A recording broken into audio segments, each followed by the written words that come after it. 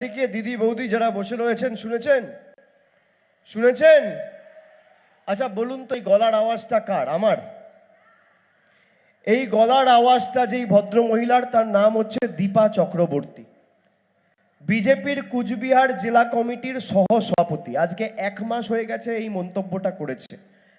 কোনো বিজেপি নেতা, কোনো বিজেপির সর্বভারতীয় নেতা বা রাজ্য স্তরের নেতা তার বিরুদ্ধে আজকে 1 মাস হয়ে গেছে কোনো ব্যবস্থা নেয়নি।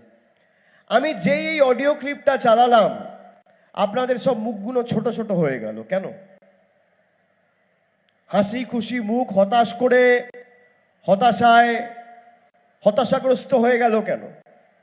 হঠাৎ করে ছোট ছোট মনে হচ্ছে দুঃখ গ্রাস করলো কেন? ভয় পাচ্ছেন আপনারা? ভয় পাচ্ছেন? অডিও ক্লিপটায় কি বলেছে?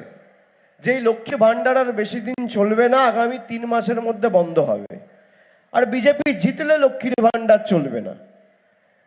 জিতবে তো তৃণমূল, সেই দায়িত্বটা তো আপনাদের সবাইকে নিতে হবে। আর আমি আপনাদের কথা দিচ্ছি, আপনারা সুজাতাকে জেতান। যতদিন তৃণমূলের প্রতিনিধিরা এই বাঁকুড়া বিষ্ণুপুরে থাকবে, আবার লক্ষ্মীর ভান্ডারকে আমরা বুক দিয়ে আগলে রাখবো। কেউ আপনার লক্ষ্মীর ভান্ডার বন্ধ করতে পারবে না।